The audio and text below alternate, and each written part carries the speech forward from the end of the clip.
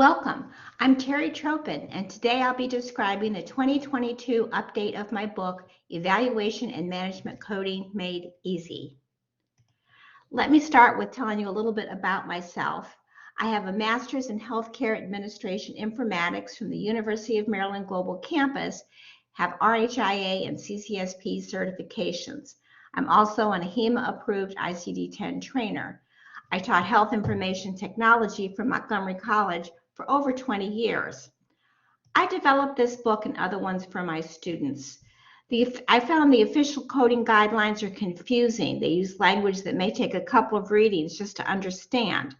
Guidelines on a single subject may be found in different parts of the CPT book.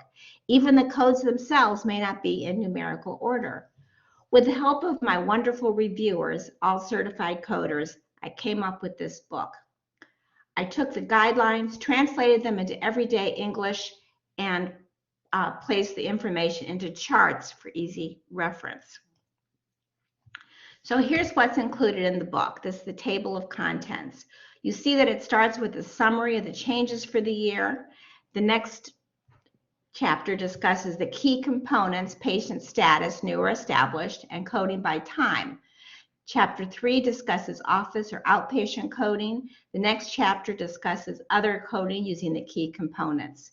Chapters 4 through 7 describe coding for other types of services, such as non-face-to-face services or services based on time, services for patients who are not sick. There's also a chapter on modifiers with examples. Another chapter just defines all the terms used in E&M coding. Finally, appendices A and B list the Center for Medicare and Medicaid Services 1997 documentation guidelines and provides examples. Here's an example of why this book is needed. Guidelines for critical care services are found in different areas of the the CPT book. This may be confusing, and some of the services overlap. For example, services for pediatric neonatal care transport, critical care, and inpatient care overlap. So I put in a table that compares the services. So this is transport, this is critical care, and this is inpatient neonatal pediatric. So for example, gastric intubation, that's in all of them, although this one adds oral. Pulse oximetry is in all of them. So you can see all of these are in all these categories, but these categories, these types of codes are only in the last one. So this way you can compare the different codes that are similar. The book starts out each year with a summary of the changes.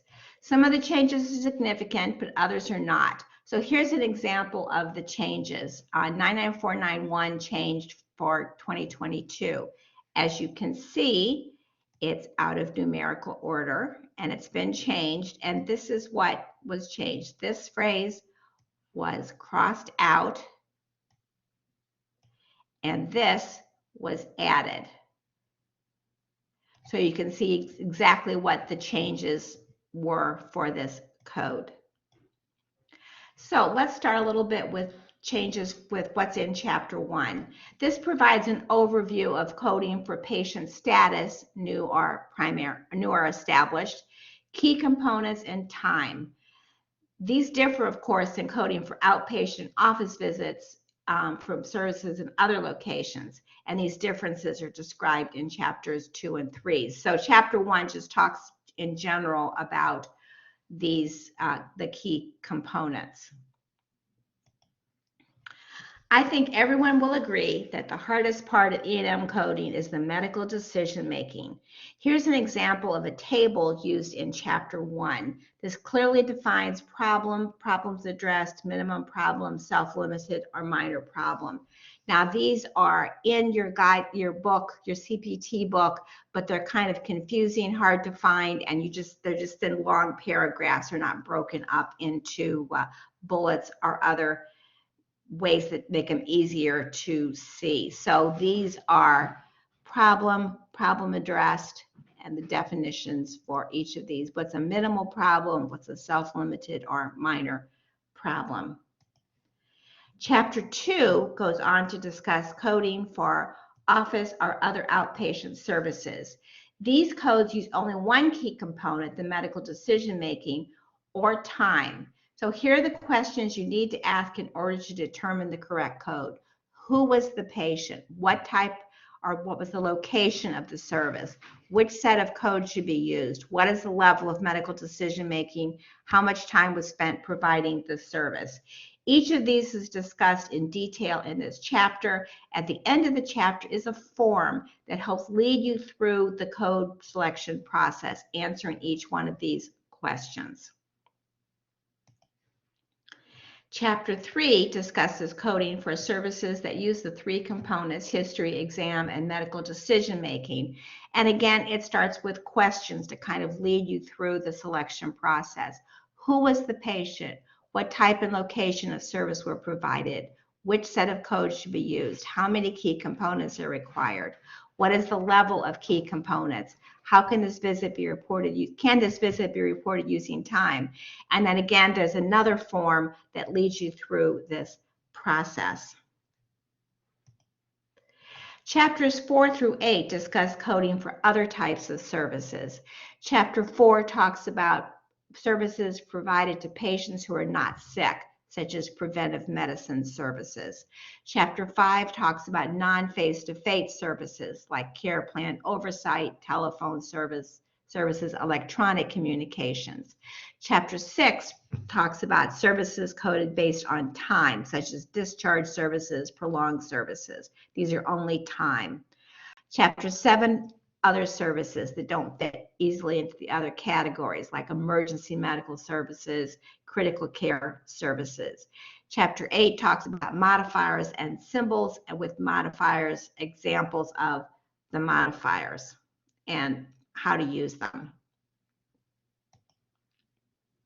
Here's an example of coding for preventive medicine services from Chapter 4. On the left is a description of the services and guidelines. So this is what you need to know to use these services. So on the other side is other services, and these on this side do not report this codes with. So these are codes you can't report these codes. For example, counseling was part of another E&M service, or a significant or trivial problem. This part says services not included with these codes, you can report them separately. So you have a description of the services, and then on the other side, do not report these codes and may be able to report these codes separately. So it kind of separates it out with what you can report separately and what you cannot.